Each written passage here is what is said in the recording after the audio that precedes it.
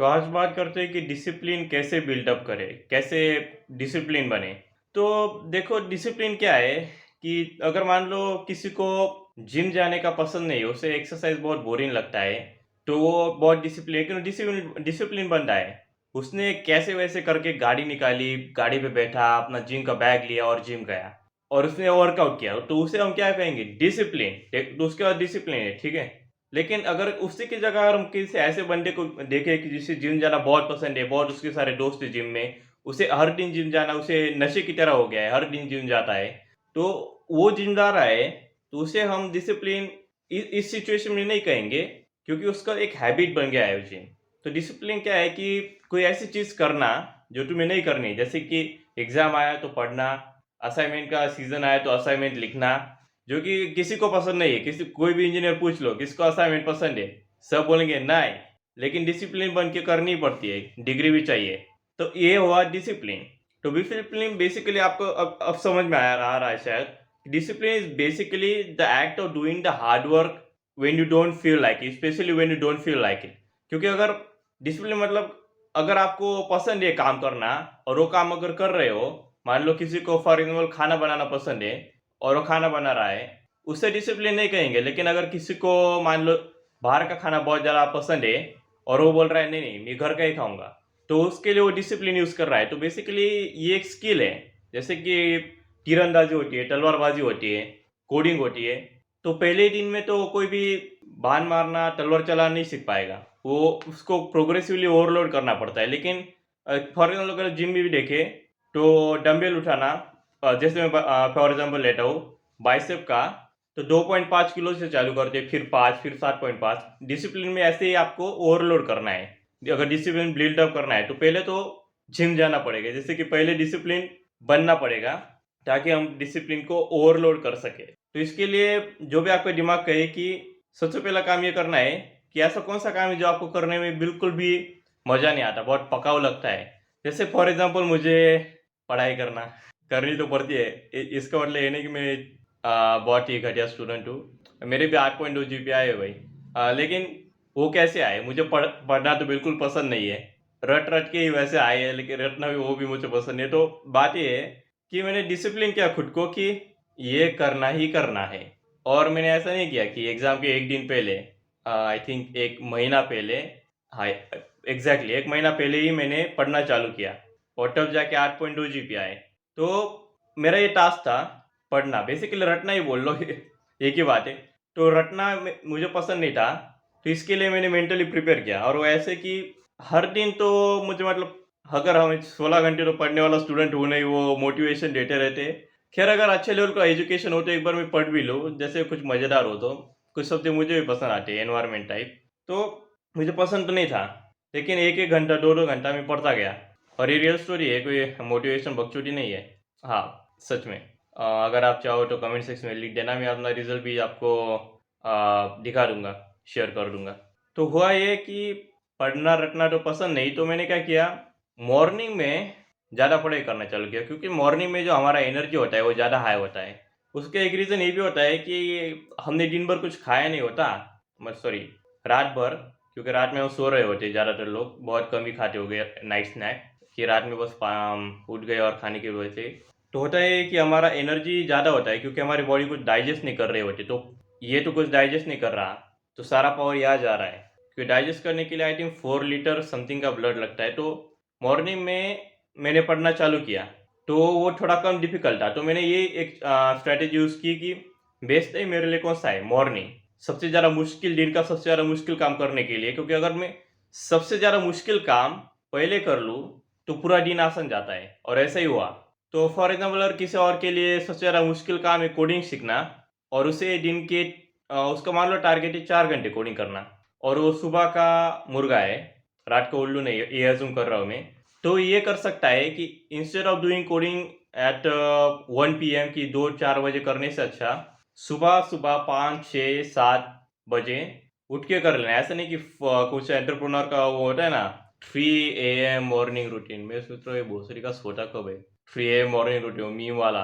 खैर, आपको अपने टाइम के हिसाब से उठना है। मैं उठता हूँ 6 बजे या 6:30, तो इस टाइम पे मैं उठता हूँ और मैं सबसे पहले अपना जो मुश्किल काम है, सबसे ज़्यादा मुश्किल वो करता हूँ। तो मेरे लिए वीडियो रिकॉर्ड करना मुश्किल काम नहीं है। मुझे एक लगा था कि यूट्यूब में वीडियो रिकॉर्ड करना मुश्किल होगा। एडिट करना थोड़ा हाँ, वो मुश्किल है मेरे लिए वो एडिट करना। तो मैं उसका ज़्यादा एडिटिंग करता नहीं हूँ क्योंकि यूट्यूब में कंसिस्टेंसी ज़्यादा मैटर करती है, मतलब क्वांटिटी मैटर करती है क्वालिटी से। क्योंकि क्वांटिटी बढ़ेगी तो दिमाग को अंदाज़ा आता है कि हाँ, इस वीडियो पे क्यों आया? इसमें क्या स्पेशल किया था? ऐसा क्या स्पेशल बनाया था? कौन-सा थंबनेल डाला था?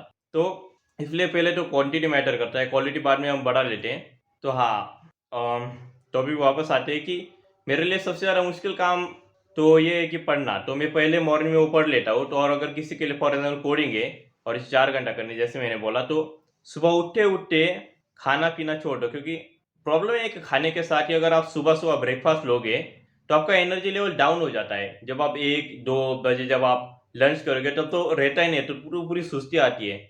और वो होता ये इसलिए है क्योंकि हमारी बॉडी जो है, वो खाने को डाइजेस्ट कर रही होती है। और एक बार सोचिए कि अगर आप काम कर रहे हो, तो काम के लिए आपकी बॉडी में एनर्जी चाहिए, डाइजेशन के लिए नहीं चाहिए। तो खाने के टाइम डाइजेस्ट करने के लिए एनर्जी लगती है। तो अगर आप मॉर्निंग में ब्रेकफास्ट नहीं लोगे, तो ये मैं गारंटी के साथ कहता हूँ कि इससे आपका एनर्जी लेवल बहुत ज़्यादा बढ़ जाएगा। और अगर कोई कॉफ़ी ले भी रहा है, तो उसे 1.5 से लेके 2 घंटा उठने के बाद कॉफ़ी लेना है। उससे होता ये है कि जो आपको एनर्जी क्रैश होता है, 1-2 बजे ऐसी सुस्ती आती है, इसे कार क्रैश कहते हैं वैसे साइंटिफिक लैंग्वेज में, और या ब्रेन फॉग कहते हैं कुछ लोग।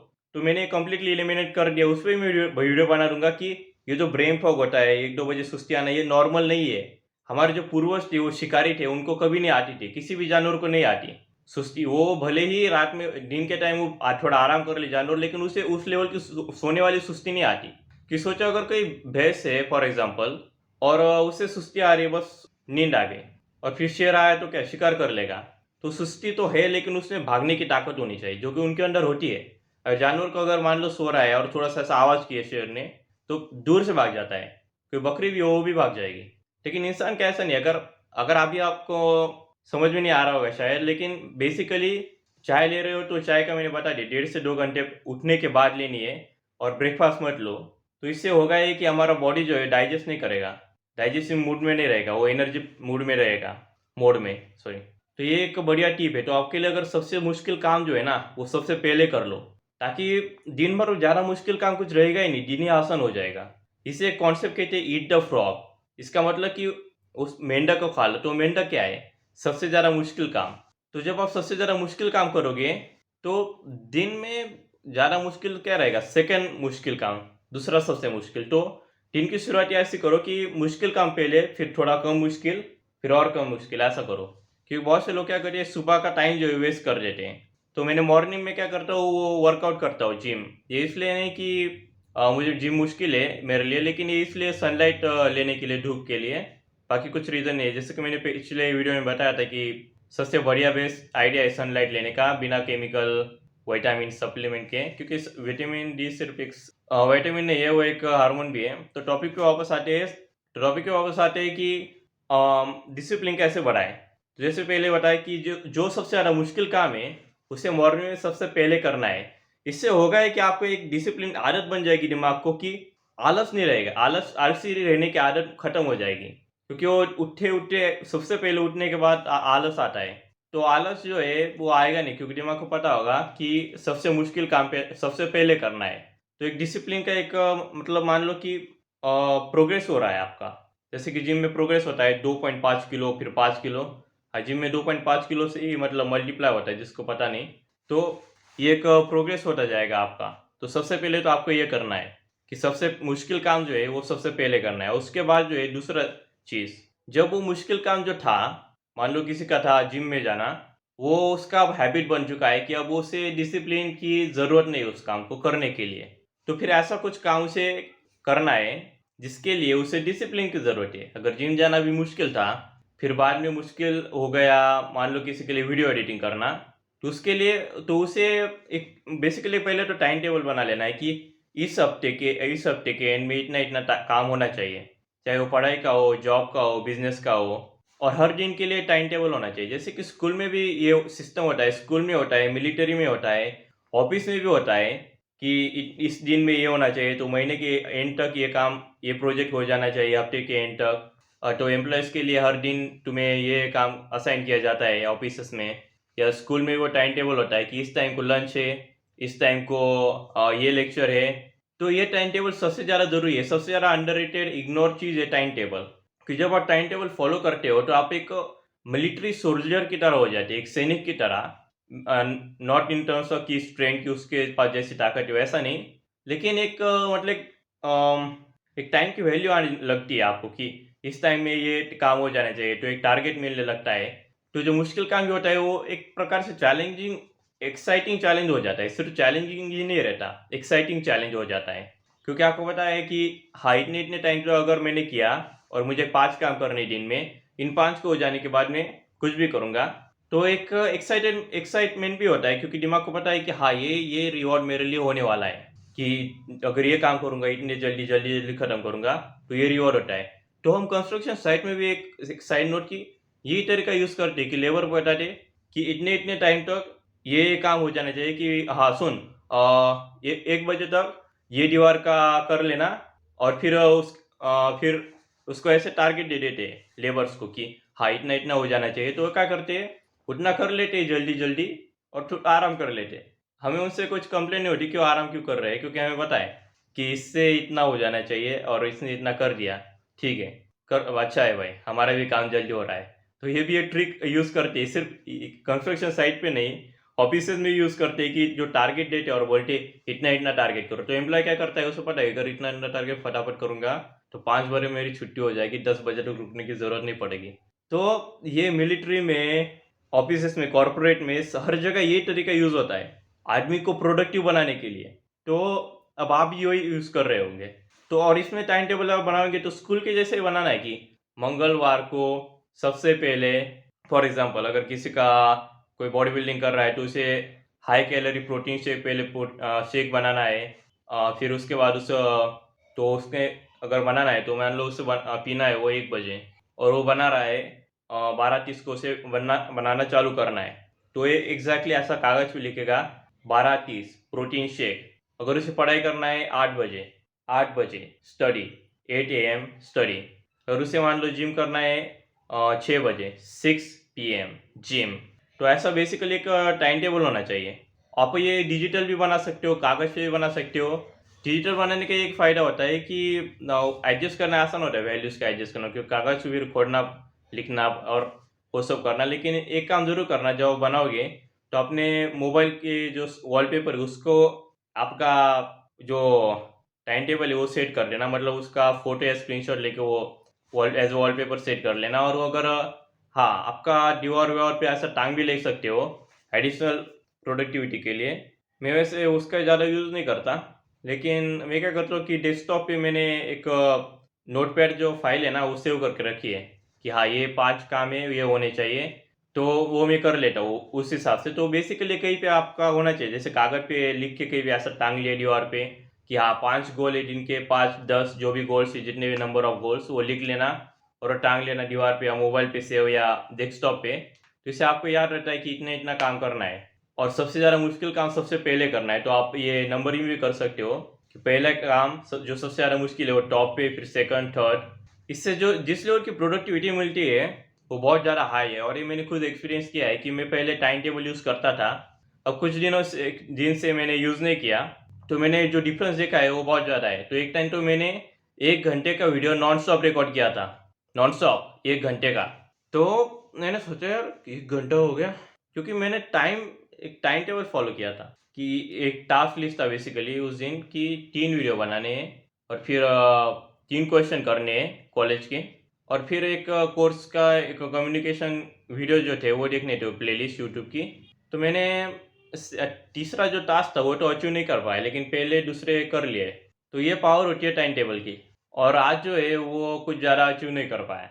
क्यों? क्योंकि आज जो शादी में जाना था तो पूरा जो टाइम टेबल था वो ख़राब हो गया। तो ऐसा ही कुछ लोगों के साथ होगा, जब टाइम टेबल में तैयार करोगे तो उस दिन किसी इंपॉर्टेंट दिन अचानक से पता चला कि आपको शादी में जाना है, जैसे कि मेरे साथ हुआ। तो इस सिचुएशन में क्या करें? तो इस सिचुएशन में आप ये सोचो कि ठीक है, कितना घंटे जाना है? 6 घंटे, ठीक है, 6 घंटे। तो जो भी काम था वो आप मान लो मुझे आज संडे को जाना था, तो मैं आप उसका जो भी काम है वो ट्यूसडे को करूँगा, क्योंकि मंडे को मुझे कल कॉलेज जाना है और एक प्रोजेक्ट भी करना है।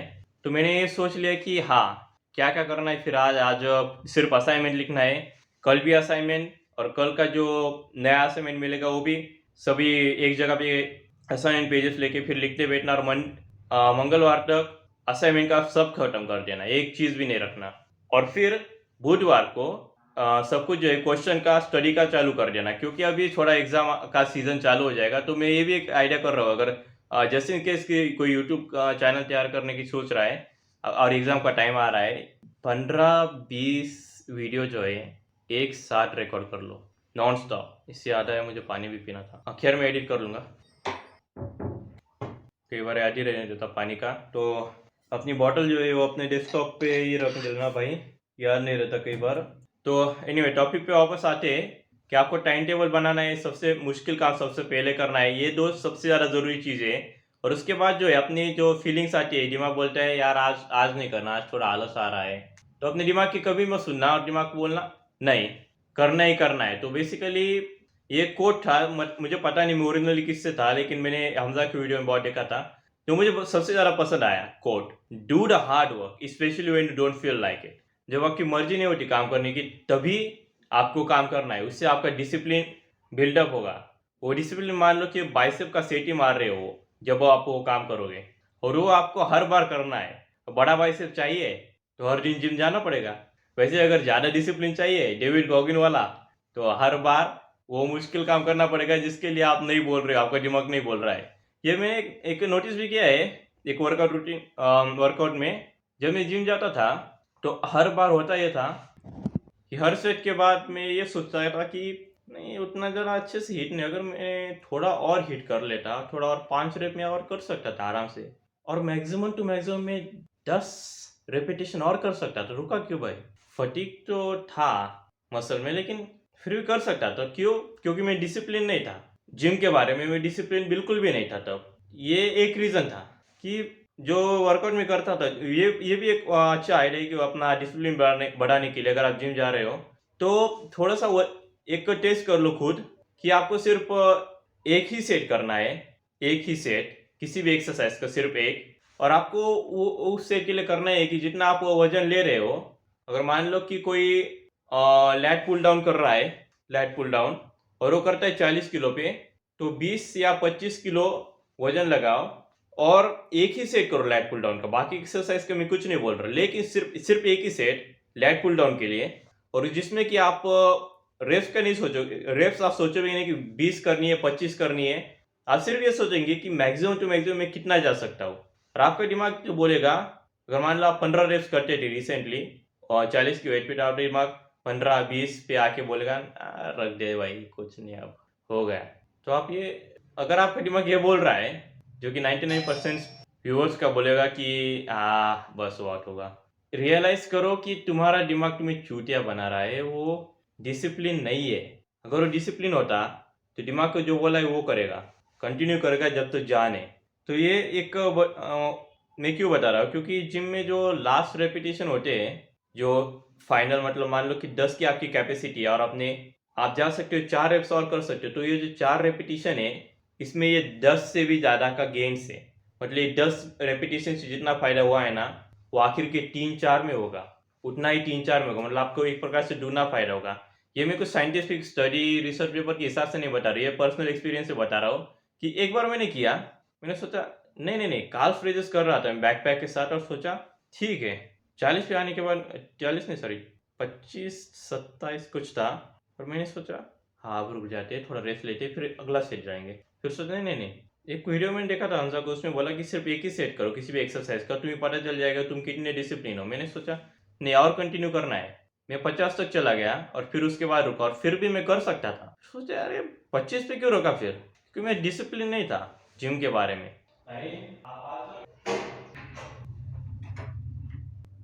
लेकिन हाँ तभी वापस आते हैं। तो ये भी एक पॉइंट है कि बहुत से लोग जो है प्लेट्यू कर जाते हैं जिम में जाने के बाद, कि पहले नूब गेम्स आते हैं, उसके बाद उनके गेम्स ज़्यादा नहीं होते, क्योंकि वो डिसिप्लिन नहीं है, वो अपने आप को पुश नहीं कर रहे, कि उनको पता है कि 15 रेपिटेशन कर सकते हैं लेकिन 10 पे ही रुक रहे हैं। तो ये जो 5 रेपिटेशन है जो 5 भी नहीं, कई बार तो 2 भी एक्स्ट्रा कर लिए तो भी बहुत ज़्यादा गेन्स होता है। आपको मसल स्नोरनेस फील होगी, जो जो मैं बता रहा हूँ लैट पुल डाउन का फॉर एग्जांपल, ये बाइसेप के साथ भी कर सकते हो, लेकिन रिस्की वर्कआउट के साथ मत करना है, रिस्की एक्सरसाइज के साथ, जैसे डेड लिफ्ट, स्क्वाट, उनके साथ ये वाला रूटीन ट्राई मत करना जो मैं बता रहा हूँ ट्रिक। ये सिर्फ lat pull down, bicep, tricep ऐसे वर्कआउट के साथ ही करना और सेफ्टी के साथ करना। फॉर एग्जाम्पल बेंच प्रेस के साथ शायद मत करना। और थोड़ा सेफ्टी के लिए किसी को रख भी सकते हो, या एक काम कर सकते हो, वजन जो है आधा ही कर लो, सेफ्टी का ज़्यादा इश्यू भी नहीं आएगा। लेकिन ये ट्राई करके देखना कि, क्योंकि उस दिन अगर आप जितना मैक्सिमम जाओगे, आपको ये बोलना है अपने दिमाग को कि सिर्फ एक ही सेट करना है, चाहे तो एक्सरसाइज एक दो कम कर लो, लेकिन सिर्फ वो एक सेट करो और देखो कि बस कितना स्नोरिंग आता है आपको। और फिर आके बताओ कि, फिर सोचे अच्छा इसलिए मेरा गेन्स नहीं हो रहा था और होगा भी नहीं, क्योंकि पहले आपके लिए प्रोग्रेसिव ओवरलोड ये था सिर्फ जिम जाना, क्योंकि आपके लिए वो मुश्किल था। लेकिन अभी आसान हो गया और आप इसी लेवल पे हो, बढ़ ही नहीं रहे हो इस लेवल से। तो अगर लेवल से नहीं बढ़ रहे हो तो आपका मसल जो यहाँ था, जो यहाँ से यहाँ आया है, तो यहाँ तक आपका मसल क्यों जाएगा अगर आप यहाँ तक नहीं जा रहे हो। तो और ये आप कार्डियो के साथ भी कर सकते हो। कार्डियो बहुत ज़रूरी होता है, मैं भी कार्डियो करता हूँ। उसका एक रीज़न है एनर्जी, क्योंकि कार्डियो से जो स्टैमिना और एनर्जी बढ़ती है। इसका और भी बेनिफिट जैसे कार्डियोवैस्कुलर हेल्थ करके होता है, लेकिन मैं एनर्जी के लिए करता हूँ कार्डियो। तो हाँ, इतना ही वीडियो था। और जिम का ट्राई करके ज़रूर देखना, अगर कोई जिम जाता है तो। अगर नहीं जाते हो, होम वर्कआउट करते हो तो वो भी करो। अगर वो भी नहीं कर रहे हो, अरे भाई बहुत ज़रूरी है वर्कआउट करना, एनर्जी बढ़ती है, स्टैमिना बढ़ता है। हाँ, वो वाला स्टैमिना भी, और वो हर प्रकार का स्टैमिना, मतलब असाइनमेंट लिखने का स्टैमिना, वो क्या बोलते हैं, रनिंग का स्टैमिना, वजन उठाने का स्टैमिना, हर प्रकार का स्टैमिना बढ़ता है रनिंग से भी। तो ये भी वर्कआउट का अपने वर्कआउट में आप डाल सकते हो रनिंग। तो हाँ, इतना ही था वीडियो में। Thank you for watching. अगर आप जिम पे स्पेशल वीडियो चाहते हो कि जो लूप गेंस के पास जो है कि गेंस कैसे बढ़ाए, कि कैसे हम हमेशा बस गेन करते ही रह सकते, तो वो भी, उसका भी इस वीडियो में शॉर्ट में बता दूंगा कि आपको बेसिकली अपने आप को, मतलब वजन थोड़ा कम कर लेना है। इंडोरेंस रेफरेंस कुछ बोलेंगे, लेकिन हाइपरट्रोफी नहीं है तो इंडोरेंस में हो जाएगा। हाँ, लेकिन जो ज़्यादा रेपिटेशन से जो स्नोरिंग आएगी, उससे आपकी मसल ग्रो ज़्यादा होगी, ये भी एक है। तो कुछ बोलेंगे कि ये तो इंडोरेंस के रेफरेंस में हो जाएगा, और ये सारे एक्सरसाइज को शायद आप नहीं कर पाओगे, लेकिन कुछ के लिए, जिनके लिए आप कर सकते हो, उनके लिए ज़रूर ट्राई करना। तो ये मैंने ट्राई किया था, और जैसे कि रिजल्ट में देखा था, अभी तो मेरा बॉडी कम हो गया, क्योंकि एक वायरस आया था, कोरोना वाला दूसरा था, जिसके कारण सारा मसल चला गया। तो उस दिन मैंने जब ट्राई किया था, सिर्फ एक ही एक्सरसाइज, मैक्सिमम रेपिटेशन, ट्राइसेप के लिए किया था एक बार जिम में, तो ट्राइसेप बहुत ज़्यादा स्नोरिंग आया था। इवन दो कि मैंने 8 महीने से, तब मैं 8 महीने तक ट्रेनिंग किया था जिम में, लेकिन फिर भी सोचा कि यार स्नोरिंग कैसे होगा फिर, मतलब अभी तक तो स्नोरिंग कभी आया नहीं। आज ये ट्राई करके देख लिया और स्नोरिंग आ गया। तो मतलब कि आपको जेनेटिक्स खराब नहीं है, आपको ढंग से ट्रेनिंग करना नहीं आता, ये एक पॉइंट है। कि ये भी एक मैसेज देना चाहता हूँ कि तुम्हारी जेनेटिक्स नहीं खराब है, तुम्हें ढंग से ट्रेनिंग नहीं करनी आती। तो ढंग से ट्रेनिंग करनी ये होती है। मिलिट्री में मैंने देखा है कि वो जो एक्सरसाइज करते वर्कआउट, वो मेंटल ब्रेकडाउन करते उन लोग को मेंटली, उनको बस एक लिमिट होती है, मेंटल लिमिट, उस लिमिट से पुश करते हैं ताकि उनकी जो लिमिट आगे बढ़े और आगे बढ़े, तो और लिमिटलेस ही हो जाए वो। तो अगर ऐसे लिमिटलेस हो गए तो आपकी मसल ग्रोथ भी लिमिटलेस ही होगी। खैर, मैं किसी और वीडियो में बताना चाहता था, लेकिन जो वर्कआउट आप कर रहे हो उसको चेंज करने की जरूरत नहीं है। ब्रो स्प्लिट हो, पुश पुल लेग हो, बस एक काम करना है कि रेपिटेशन ज़्यादा करना है। और अगर मान लो, इसका मतलब ये नहीं कि 15-50 रेपिटेशन करें, नहीं नहीं, अगर मान लो 10 कर रहे हो तो 12 करो, उसी वेट के साथ, क्योंकि सारी एक्सरसाइज के लिए सेफ्टी के साथ भी। लेकिन बेसिकली ये करना है कि 10-15 की रेपिटेशन में अगर आपको रहना है तो वो भी रह सकते हो हाइपरट्रोफी के लिए। लेकिन ये करना ज़रूरी है कि वेट जो है, अच्छा वेट लेना। और अगर कोई 12 रेपिटेशन कर रहा है, और ये 12 के बाद अगर कोई और रेप कर सकता है, मान लो सिर्फ 2 भी रेपिटेशन कर सकता है, तो ज़रूर करना, क्योंकि तुम्हारा दिमाग बोलेगा 12 हुए नीचे रख, नहीं नीचे नहीं रखना। जब तक, ऐसा नहीं कि आपको सिर्फ हर एक्सरसाइज के 3 सेट करने हैं, आप ऐसे भी कर सकते हो। 30 मान लो 10 सेट कर रहे हो, नहीं सॉरी, 3 सेट कर रहे हो 10 रेप के, तो 30 रेपिटेशन काउंट कर लो, मान लो, मतलब 30 रेपिटेशन हुई टोटल। तो अगर पहले सेट में 10 के बाद अगर आप मान लो 4 ज़्यादा कर सकते हो तो कर लो, और अगले बार में 16 करना फिर।